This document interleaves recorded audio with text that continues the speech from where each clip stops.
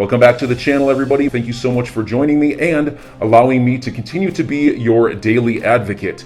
If you're new here or you're not subscribed for any reason, please do me a huge favor and hit the subscribe button. Thank you to all of you who have been watching and following me for so long. It truly means a lot, and I'm glad that I can be this person. Bitcoin is still 38,200 plus, Ethereum 2,600 plus. We see now XRP is at 79 cents, still holding that number 6 spot. Let's take a look at the price range quickly. We got a lot to get into this morning. 77 cents on the bottom, 85 cents on the top. We'll keep an eye on it. Take a look at this right here. Ethereum going down, being thrown to the wolves. It's just a matter of time, says Bond Crip, and I think he's right there. This is an article from Morgan Stanley saying Ethereum less decentralized, Ether more volatile compared to Bitcoin. You know, this is the kind of stuff you start seeing. You better pay close attention to this kind of news. And I tell you, look, I'm not saying that ETH won't be around 10 years from now, but I am asking the question, how will they survive when you had companies like Algorand Foundation introduces $10 million grant program to deliver Ethereum compatibility? Algorand will take over ETH in the future, says Bond Crypt. Algorand believes in a multi-chain world, this is super grant will move us towards that inevitability. This is the CEO, Stacey Wharton.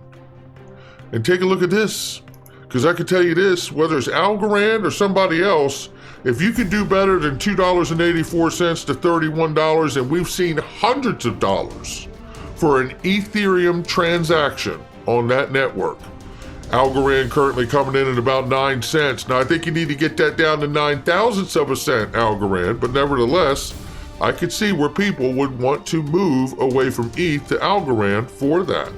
I could also see them wanting to move to XLM or XRP out of all of these because of it. So we will keep an eye on what goes on there, but I do believe there is going to come an inflection point of that understanding for people on the ETH network. You know, if you're running the ETH network and you're the one charging somebody those exorbitant fees, you don't really care.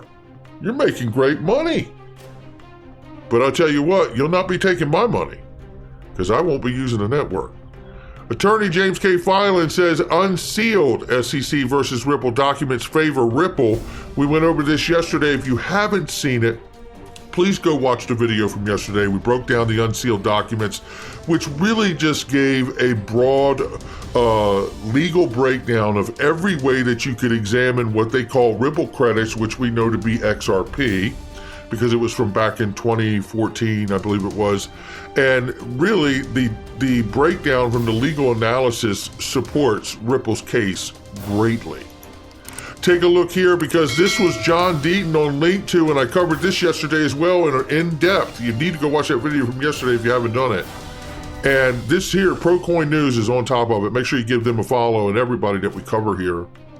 John Deaton gives update on the Ripple case, and basically what he says is, imagine this case out of the way, Ripple moves to an IPO. Imagine the break in price just going to a meager $2 point, giving Ripple easily $100 billion valuation. Think of that. Now, John Deaton is also in the Link 2 family as well, so that is full disclosure on that. But this article is really fantastic. Please go watch it. And it covered a lot of people commenting on the tweet that I shared with the clip of John breaking down that. And remember, Link 2's valuation is at $7.9 billion. And currently, Ripple has a $15 billion valuation, which means that it's essentially the shares at Ripple on Link 2 are almost half off. That's what we're talking about in price. So, I think it speaks for itself. There's not much left, and there never is. Once they get a block of it and put it up, it goes quite quickly. So if you're interested in it, don't fool around. CBDC, China's digital yuan, wrapping up its Olympic test run here. Look, this is really being shown to you because I want to show you the next few things too. Jamaica is polishing up everything before launching its new CBDC. Then take a look here. And California could make Bitcoin legal tender. New bill introduced by political advisors. This is following Texas and the bill that was introduced there to make Bitcoin legal tender. Now, is anyone surprised by the pressure of the global level of the digital yuan? Now on a state level within the United States, it's coming from all sides, ladies and gentlemen, which is why I believe President Biden is expected to issue that executive order next week. Now, in the headlines, I said, brace yourself, because this is like a Karen Carpenter song. It's only just begun, right? I'm telling you, there's a lot to come here. The brace yourself part is because I don't know if we're going to get anything really revealing from the executive order when it drops, other than the executive order appears from Yahoo Finance to compel all of the necessary agencies to do the work, write the reports, report back to the president. Could be as much as 90 to 180 days. So looking at 180 days, let's just call it March, April, May, June, July, August. We're August before they report back if they go the 180 days, right? And then you got to have the, interpretations of the report and everything, and then we're going to see what happens from there, right? So August or later, unless they get it done in a 90-day time frame. So we'll keep an eye on it. But this is what is happening while we know this executive order is about to drop, really engaging all of these other agencies. And we're about to hear and see from some of these other agencies that are not confused about Ripple and the difference between that and XRP and how beneficial it can be to the system. And you're going to see that before we get out of here today. Top Justice Department official says the federal government's recent high-profile crackdown of the illegal use of cryptocurrency is only just beginning, as I said.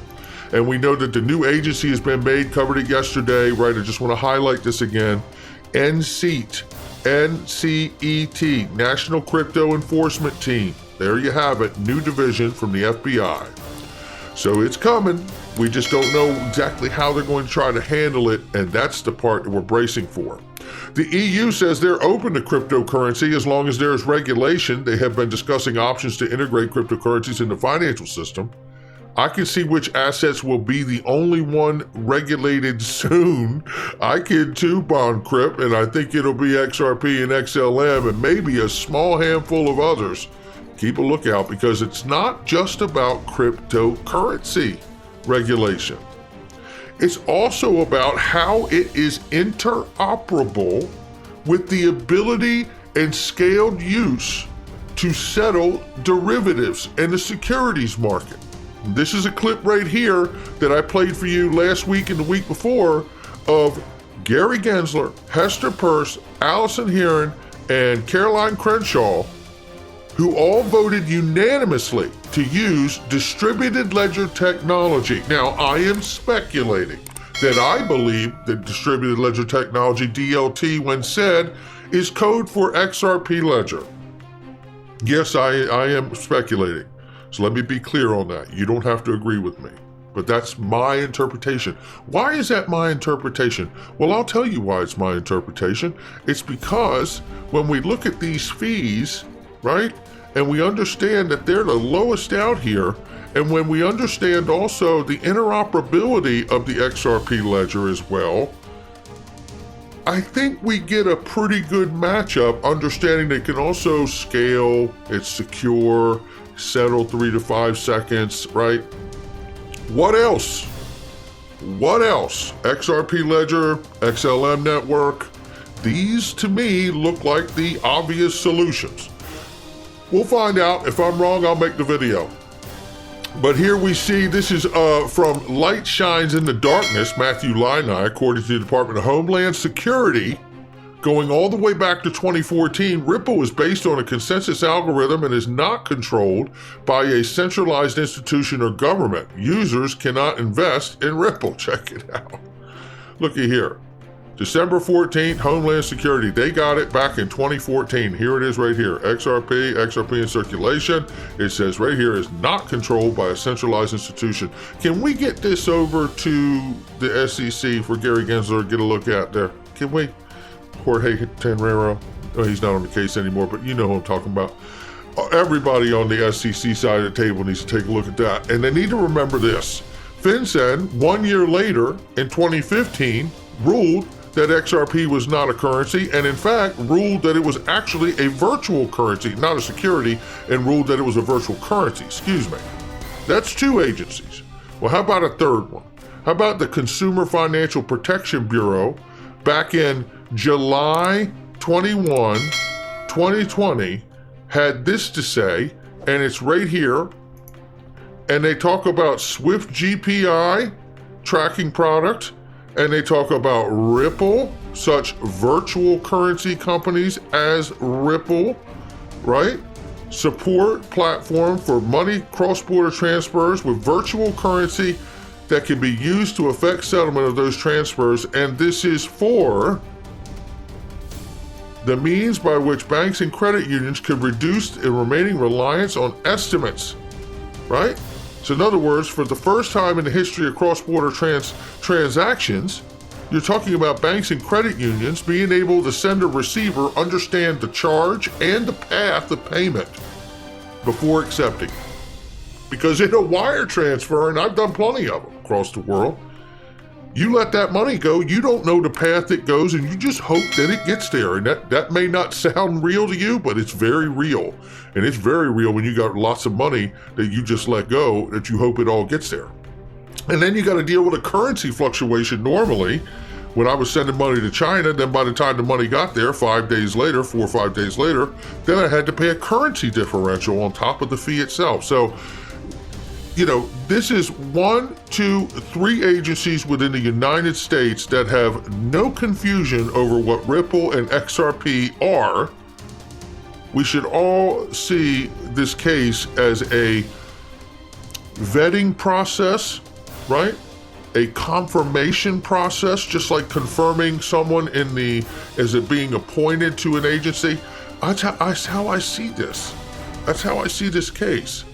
I mean, maybe I'm wrong. And like, again, if I am, I'm going to be really out it, but I'm in it for the long run. And tell you who else is too, is Kathy Wood and Hall of Famer Jungle Inc. right here.